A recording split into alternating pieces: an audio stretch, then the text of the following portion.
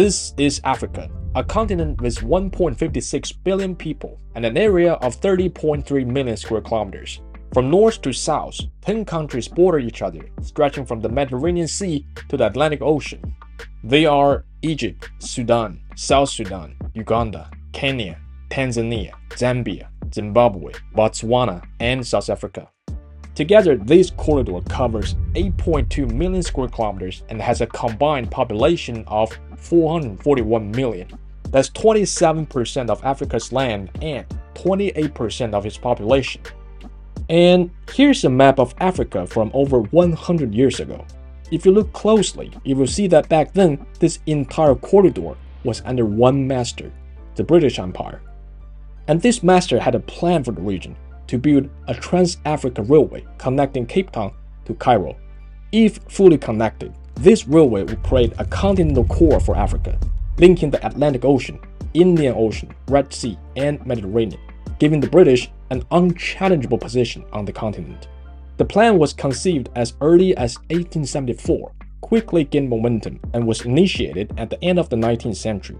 By the time World War I broke out, the southern sections from Cape Town to Victoria Falls Bridge had already been completed. The central sections in Uganda and Kenya were also finished, as well as the northern sections in Egypt and Sudan. The only missing piece was Tanzania, which was then a German colony. But by the time World War I ended, the British had captured Tanzania from the Germans, completing the final piece of the puzzle. However, just as the British were about to connect those tracks, the Great Depression of the 1930s halted the project. After World War II, Africa's decolonization effectively ended this railway. Now in 2025, nearly 80 years have passed since the British abandoned this colonial project, and Africa is a very different place. Many old states have fallen, new ones have been born, valuable resources have been discovered, and the population is booming. Yet, the continent remains poor, fragmented, lacking common interests, and plagued with violence. Africa needs to reconcile and come together, not ideologically, militarily, or politically, but economically. How do we do that, you ask?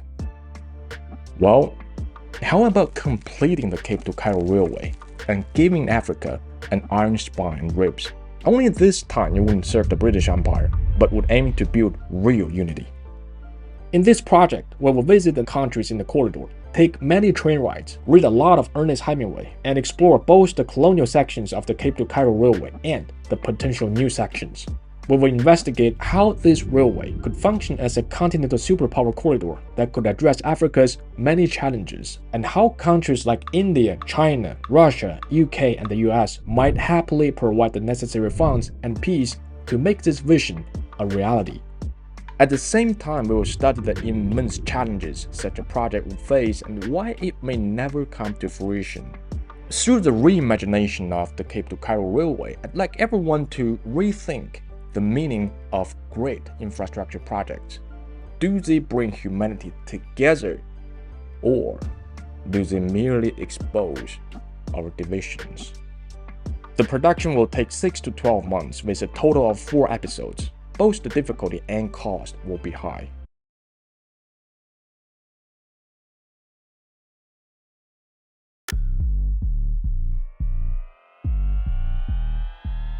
There are 3 important island chains in the Pacific.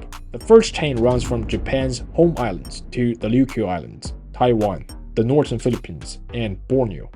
The second chain stretches from Japan's Izu Islands to the Ogasawara Islands, the Volcano Islands, the Mariana Islands, Guam, Yap Island, the Palau Islands, and Halmahera Island. The third chain begins at the Aleutian Islands and runs south across the center of the Pacific Ocean toward Oceania, passing through the Hawaiian Islands, American Samoa, and Fiji before reaching New Zealand. These imagined island chains were conceived by no ordinary country. They were envisioned by the United States of America, the most powerful country on Earth, as a strategic means to contain its mightiest rival, the People's Republic of China, a rising power that threatens America's global position day by day. The military often refers to an island as an unthinkable aircraft carrier that can station troops, build airports, dig tunnels, store ammunition, and deploy artillery systems, all on just one island. Now, imagine a chain of islands, and it's like having a fleet of unthinkable aircraft carriers. The US now has 3 such island fleets in the Pacific, strategically positioned to contain China.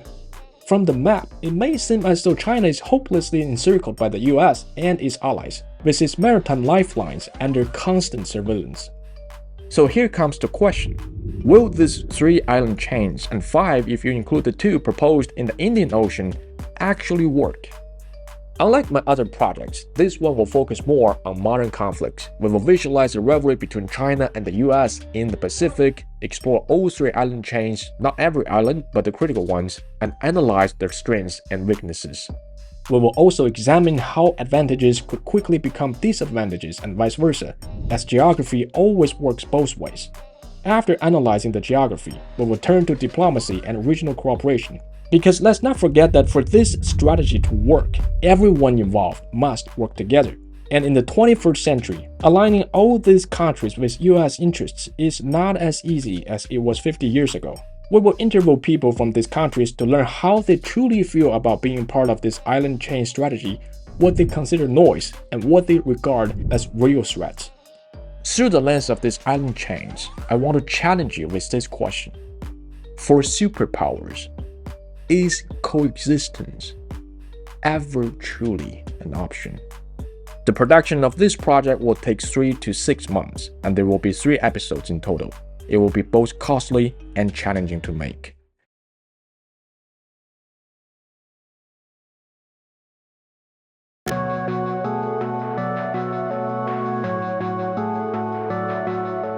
This is the Hawaiian Archipelago, an island chain in the North Pacific Ocean that extends over 2,400 kilometers, from the island of Hawaii in the south to the northernmost Kuri Atoll.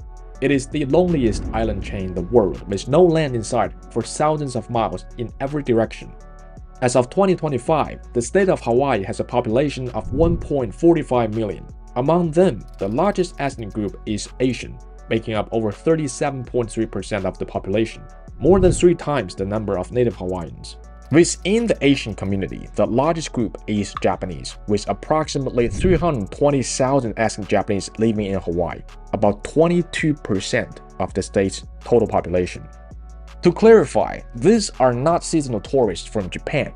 These Japanese and their ancestors have been living in Hawaii for generations, some for over 150 years, when Hawaii was still an independent kingdom. If you visit Hawaii, you will find it impossible to miss the state's ubiquitous Japanese elements, from Japanese restaurants, parks, and shopping centers to Japanese signs, festivals, and cemeteries. The Japanese influence is everywhere. The University of Hawaii has one of the most prestigious Japanese programs in the US. Much of Japan's famous Wagyu beef is raised on Hawaiian ranches. If you are a millennial, you've probably watched the famous Dragon Ball. Do you remember this technique? Kamehameha.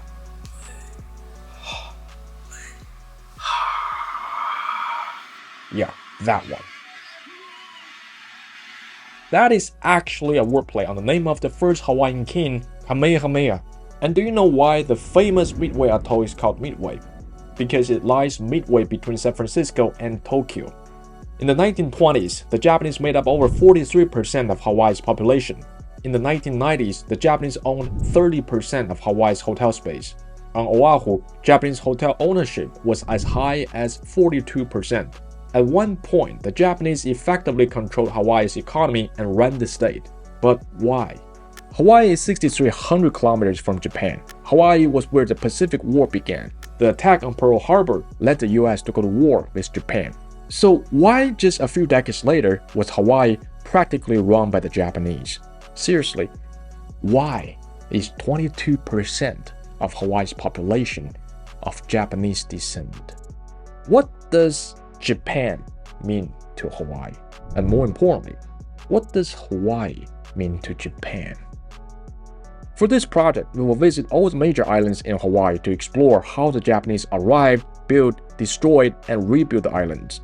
We will talk about the founding of the Hawaiian Kingdom in 1795, its first contact with the Japanese in 1806, labor immigration in the 1860s, the US takeover of Hawaii in 1898, the surge in the Japanese population in the 1920s, the Pacific War, the post-war era, and more. We will interview many people about their family histories, do a lot of hiking, and read my favorite short story, Hanalei Bay, at Hanalei Bay together.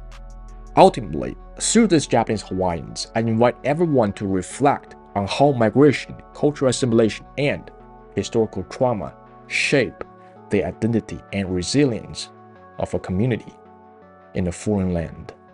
The production will take 3 to 6 months with 3 episodes. While it will be easier than most projects, it will certainly be more expensive.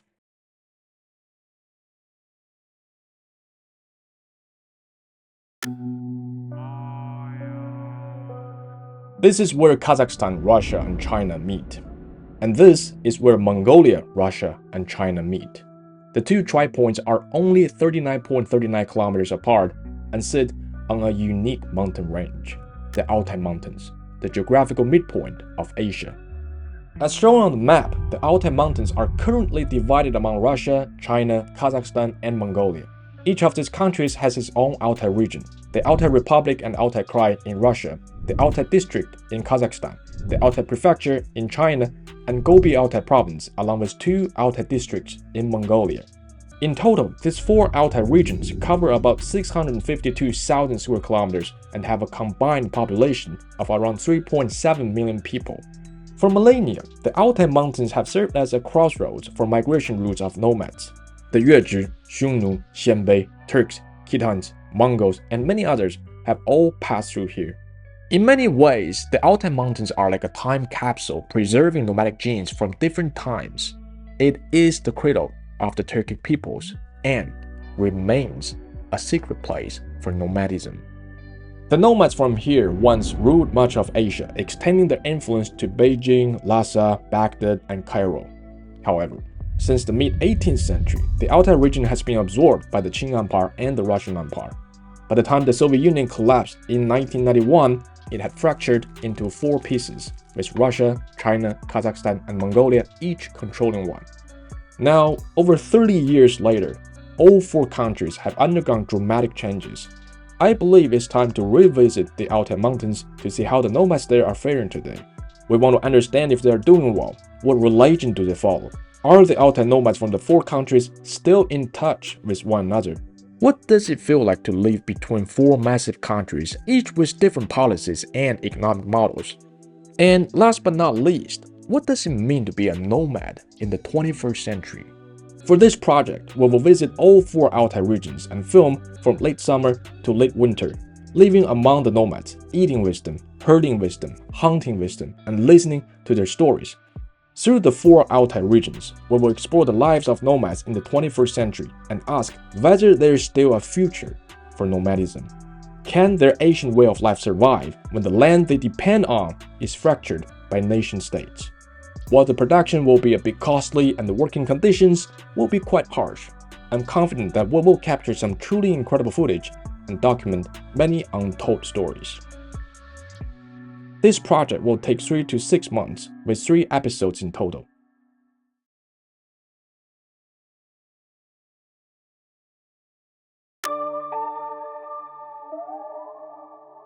This is South America, a continent covering 17.84 million square kilometers, home to 434 million people, and full of countries with interesting shapes and facts.